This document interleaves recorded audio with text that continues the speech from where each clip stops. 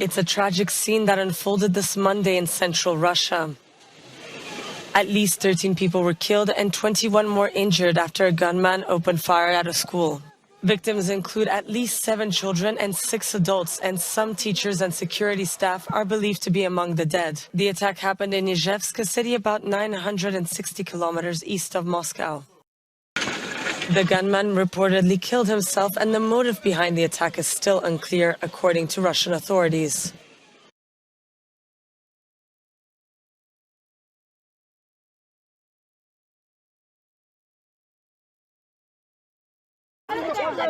Nearly 2,000 kilometers from Moscow, the people of Dagestan aren't happy. Anger at Vladimir Putin's partial mobilisation bubbling over into protests. On Sunday, thousands took to the streets of the region's capital.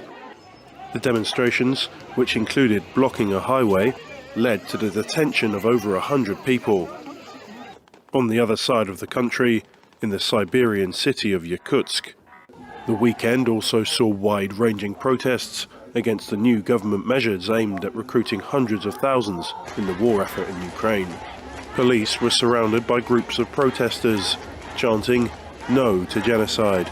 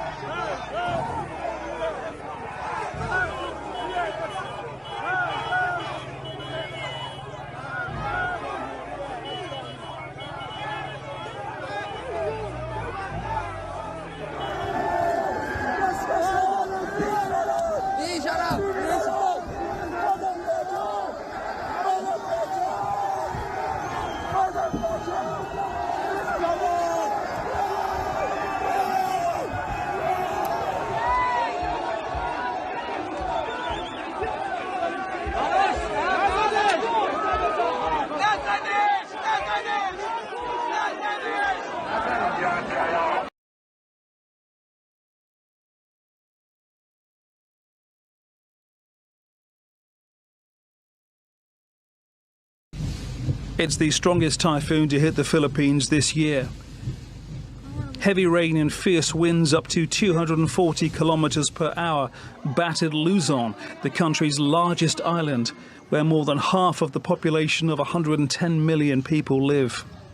Typhoon Noru toppled trees, knocked out power and flooded low-lying communities. Initially classed as a super typhoon, it arrived with venom over the weekend. Typhoon Noru made landfall 100 kilometers northeast of the capital Manila before weakening as it crossed a mountain range. The Philippine President Ferdinand Marcos Jr. flew over the area to survey the devastation. He ordered supplies to be airlifted and equipment provided to help the cleanup in the worst affected communities.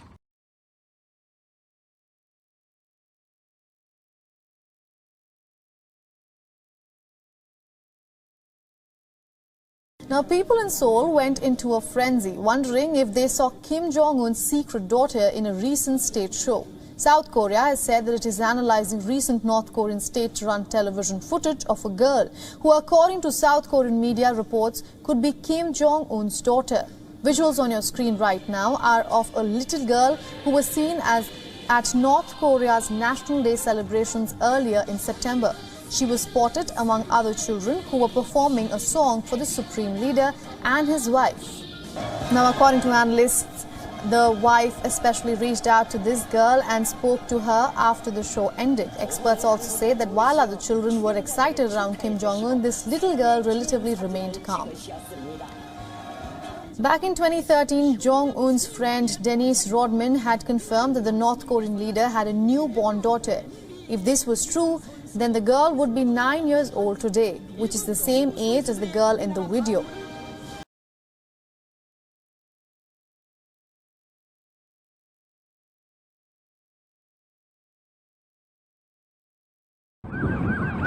This morning, a troubling and terrifying trend across the country. Fake calls to police about active shooters in schools. It's called swatting because emergency responders, SWAT and tactical teams rush to the schools ready to engage. But there's no threat.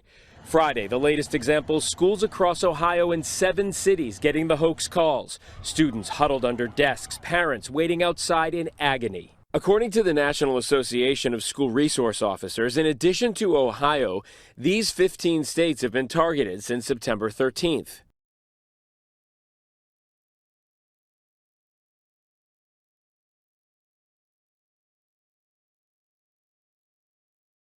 A spacecraft is just hours away from impact with a far-off asteroid, a multinational mission which could be instrumental in someday preserving human civilization.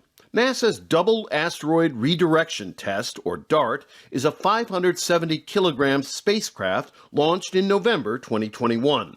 Traveling at more than 6 kilometers per second, it is on track to smash itself to pieces on the surface of a small asteroid called Dimorphos, 11 million kilometers from Earth. The object is to alter Dimorphos' trajectory slightly. The asteroid's path will be studied by Earth observatories and satellites for years to come. Dimorphos itself is not on a course to collide with Earth.